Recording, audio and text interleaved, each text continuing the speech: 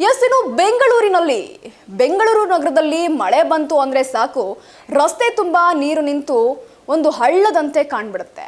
ವಾಹನ ಸವಾರರು ಸಂಚರಿಸೋದು ಸಹ ಕಷ್ಟ ಎಂಬಂತಹ ಸ್ಥಿತಿಯೂ ಸಹ ನಿರ್ಮಾಣ ಆಗೋದು ಮಾಮೂಲಿ. ಈ ನಡುವೆ ಬಸ್, ಮೆಟ್ರೋ ರೈಲುಗಳಲ್ಲಿ ತೆರಳಬೇಕಾಗಿರುವಂತಹ ಕಾರಣ ಅಥವಾ ಮನೆಗೆ ಯಾವ ಟೈಮ್ಗೆ ಹೋಗಬೇಕು ಆ ಟೈಮಲ್ಲಿ ರೀಚ್ ಆಗಬೇಕು ಅನ್ನುವಂತಹ ಕಾರಣ ಆಟೋ ಅಥವಾ ಕ್ಯಾಬ್ಗಳನ್ನು ಬುಕ್ ಮಾಡ್ತಾ ಇರ್ತಾರೆ. ಅವುಗಳು ಸಿಗೋದು ಕೂಡ ಎಲ್ಲೋ ಒಂದು ಕಡೆ ಕಷ್ಟ. ಅಪ್ಪಿತಪ್ಪಿ ಸಿಕ್ಕಿದ್ರು ಅವುಗಳ ದರ ಮಾತ್ರ ಮಾಮೂಲಿಗಿಂತ ದುಪ್ಪಟ್ಟು ಅನ್ನೋದು ಬೆಂಗಳೂರಿಗೆ ಗೊತ್ತಿರುವಂತಹ ವಿಚಾರ. ಅಂತಹದೇ ಒಂದು ವಿಚಾರದಲ್ಲಿ ಇದೀಗ ಯುವತಿ ಒಬ್ಬಳು ಸಾಮಾಜಿಕ ಜಾಲತಾಣದಲ್ಲಿ ಒಂದು ಪೋಸ್ಟ್ ಅನ್ನ ಹಂಚಿಕೊಂಡಿದ್ದಾರೆ.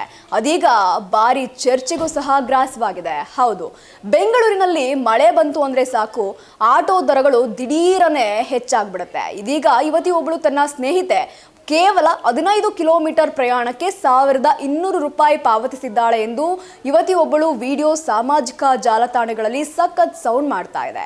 ಈ ದುಬಾರಿ ದರಕ್ಕೆ ಸಾರ್ವಜನಿಕರು ಸಹ ತೀವ್ರ ಆಕ್ರೋಶವನ್ನ ವ್ಯಕ್ತಪಡಿಸಿದ್ದು, ಇದು ಸಾಮಾನ್ಯರಿಗೆ ಭಾರಿ ಹೊರೆಯನ್ನ ಉಂಟು ಮಾಡ್ತಾ ಇದೆ ಎನ್ನುವಂತಹ ಹೇಳಿಕೆಯನ್ನ ನೀಡಿದ್ದಾರೆ. ಇನ್ನು ಏರ್ಪೋರ್ಟ್ಗೆ ಹೋಗುವ ದರಕ್ಕಿಂತ ಇದು ಹೆಚ್ಚು ಎಂದು ನೆಟ್ಟಿಗರು ಸಹ ಟೀಕೆಯನ್ನ ಮಾಡಿದ್ದಾರೆ.